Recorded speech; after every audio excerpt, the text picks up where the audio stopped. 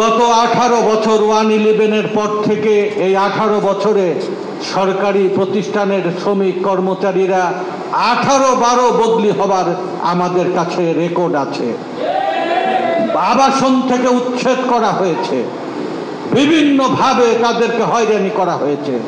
সভা সংগঠন মিছিল করার আইনত অধিকার শ্রমিক কর্মচারী সরকারি প্রতিষ্ঠান আধা সরকারি প্রতিষ্ঠানে গুন্ডা এবং পুলিশ বাহিনী লেলিয়ে দিয়ে অধিকার হরণ করেছে। আপনাদের এই সরকারি আধা সরকারি প্রতিষ্ঠানে যে শ্রমিক কর্মচারীরা আপনারা কর্মে নিয়োজিত রয়েছেন, তাদের পেশাগত যে দাবি, সে দাবির সর্বাগ্রে আমি স্মরণ করছি বাংলাদেশের শ্রমিক শ্রেণীকে সংগঠিত করার জন্যে, শ্রমিক কর্মচারীদের ট্রেড ইউনিয়নকে সুসংহত করার জন্যে এই প্রতিষ্ঠানের শ্রমিকরাই ব্রিটিশ ভারত থেকে আজ পর্যন্ত বাংলাদেশের শ্রমিক আন্দোলন গড়ে তোলায় তাদের একটা পজিটিভ একটা মুখ্য ভূমিকা ছিলেন, এখনো আছে। এক সময় বাংলাদেশের পাটকল, বস্ত্রকল, সুতাকল বিভিন্ন প্রতিষ্ঠানের শ্রমিক কর্মচারীরা আন্দোলনে মুখ্য ভূমিকা পালন করত।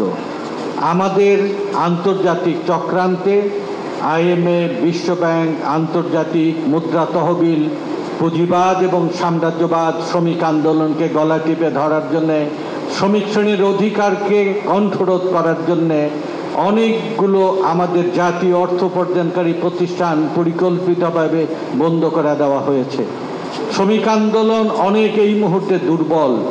বাংলাদেশের শাসক শ্রেণী, বাংলাদেশের পুঁজিপতি লুটেরা ধনিক শ্রেণী সবসময় তারা আন্দোলনকে দমন করতে চায়। আর আন্দোলনের প্রধান দুইটি কেন্দ্র সূতিকাগার, বিশ্ববিদ্যালয় এবং শিক্ষা প্রতিষ্ঠান ভিত্তিক ছাত্র আন্দোলন আর বিভিন্ন শিল্প কলকারখানার শ্রমিক আন্দোলন।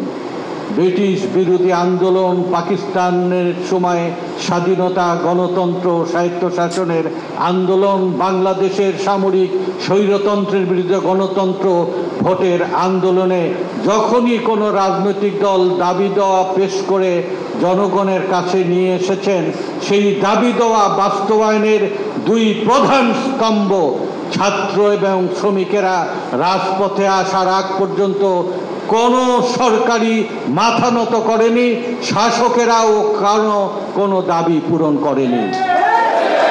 এই গত 18 বছর 111-এর পর থেকে এই 18 বছরে সরকারি প্রতিষ্ঠানের শ্রমিক কর্মচারীরা 18-12 বদলি হবার আমাদের কাছে রেকর্ড আছে। আবাসন থেকে উচ্ছেদ করা হয়েছে, বিভিন্নভাবে তাদেরকে হয়রানি করা হয়েছে। সভা সংগঠন মিছিল করার আইনত অধিকার শ্রমিক কর্মচারী সরকারি প্রতিষ্ঠান আধা সরকারি প্রতিষ্ঠানে গুন্ডা এবং পুলিশ বাহিনী লেলিয়ে দিয়ে অধিকার হরণ করেছে।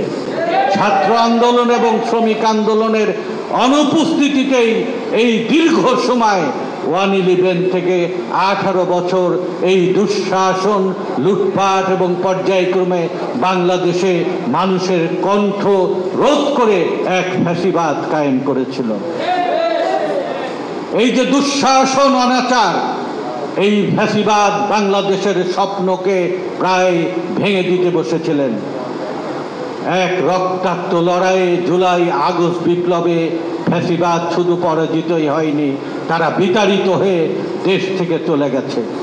বাংলাদেশের এই লড়াইয়ে শুধুমাত্র শ্রমিক শ্রেণীর সম্মিলিত শ্রমিক পরিষদ, জাতীয়তাবাদী শ্রমিক দলের এখনো পর্যন্ত আমরা যে তালিকা পেয়েছি 41 জন আমাদের সহকর্মী, বিভিন্ন পর্যায়ের নেতারা এই আন্দোলন সফল করার জন্যে তারা রাজপথে লড়াই করে জীবন দিয়েছে, শাহাদত বরণ করেছে।